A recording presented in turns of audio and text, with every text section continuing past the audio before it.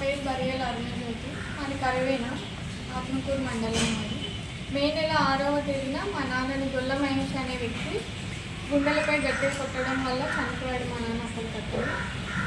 ఇది జరిగిన తర్వాత 28వ తేదీ మేము వెళ్ళి కంప్లైంట్ ఇస్తే పోలీస్ స్టేషన్కి, అక్కడ ఉన్న పోలీస్ స్టేషన్ వాళ్ళు మీరు ఈ టైం అప్పుడు రాకూడదు అని చెప్పి మమ్మల్ని పంపించారు. మళ్ళీ రిటర్న్ ఎన్నిటి తీసుకొని కంప్లైంట్ మా ద్వారా తీసుకొని రేపు రాకుంది అని చెప్పారు మాకు.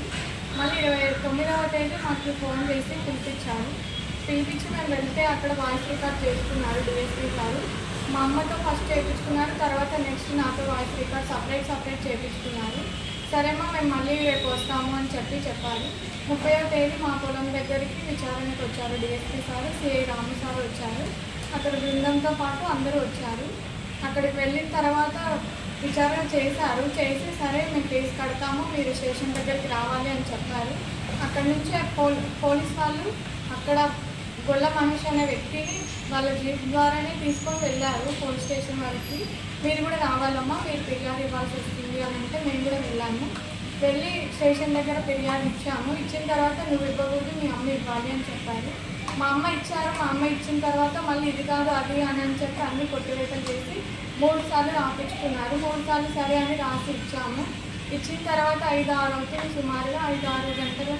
ఆ సమయంలో మమ్మల్ని అక్కడే నిలబెట్టి కూర్చోబెట్టి సరే అమ్మ మాకు రెస్ట్ లేదు, మానాడికి వెళ్ళొచ్చాము, మేము మీకోసమని వచ్చాము అని చెప్పారు. మాకు డిఎస్పీ సార్ రెస్ట్లో ఉన్నారు, మీరు వెళ్ళండి, మీరు రికార్డ్ చేస్తాము, ఎఫ్ఐఆర్ ఫైల్ చేస్తాము అని చెప్పి మమ్మల్ని మాయపుచ్చి మమ్మల్ని పంపించారు. మీరు లేడీస్ ఇంతవరకు ఉండకూడదు అని చెప్పి మమ్మల్ని ఇంటికి పంపించారు. ఇంటికి వెళ్ళాము. మాకు ఇంతవరకు ఎఫ్ఐఆర్ కాపీ అయినట్టు మాకేం మెసేజ్ రాలేదు, ఏం రాలేదు. ఏమైంది అని ఆర్టీఐ యాక్ట్ వేసాము. మేము ఆర్టీఐ యాక్ట్ వేస్తే కూడా మీరు స్టేషన్కి రాలేదు, ఫిర్యాదు ఏమి ఇవ్వలేదు మాకు అని చెప్పారు. సరే సార్ మేమేం రాలేదు అంటున్నారు కదా అని చెప్పి మేము సీసీ ఫుటేజ్ అడిగితే కూడా సీసీ ఫుటేజ్ కాలిపోయినాయి, భారీ వర్షాలు కోర్టుగా అవన్నీ బయలు చింపేసాయి అని చెప్పారు.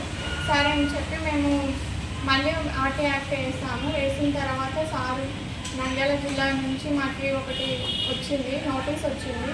మీ హియరింగ్ 24th ఉంటుంది అని చెప్పారు. 24th మేము వచ్చాము.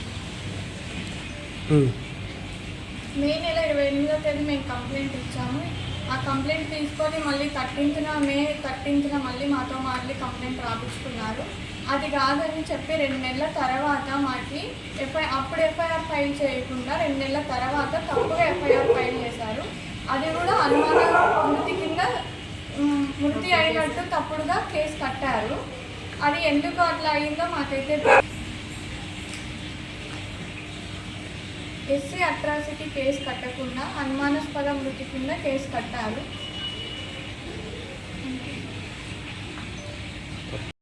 నా పేరు సుగరాజు మునేయమాల. నేను జాతీయ మాల మహానాడు జాతీయ కార్యదర్శిగా పనిచేస్తున్నాను. ఈరోజు మీడియా ముందుకు రావడానికి ముఖ్య కారణం ఆత్మకూరు మండలం కరివేన గ్రామంలో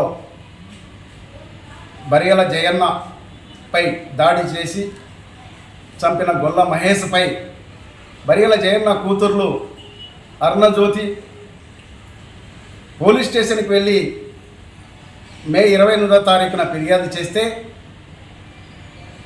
ఆత్మకూరు డిఎస్పీ గారు, సిఐ గారు మే నెల 30వ తారీఖు బరియల జయన్న చనిపోయిన స్థలం దగ్గర విచారణ జరిపి కేసు నమోదు చేస్తాం, పోలీస్ స్టేషన్కి రండని మే 30వ తారీఖు 12 గంటల నుంచి 5 గంటల వరకు బరియల జయన్న కూతురు ఆయన భార్య జయమ్మను కూర్చోబెట్టుకొని కేసు నమోదు చేయకుండా ఎప్పుడైతే ఎస్పీ గారి ఆఫీసు నుంచి నోటీసు వచ్చిందో అప్పుడు ఆత్మకూరు పోలీసు వారు స్పందించి దళితులైన బరియల అరుణకుమారి ఇచ్చిన ఫిర్యాదు మేరకు కేసు కట్టకుండా దాదాపు 2 నెలల తర్వాత జూలై 19వ తారీఖున ఒక తప్పుడు కేసును నమోదు చేసి అట్రాసిటీ కేసు నమోదు చేయకుండా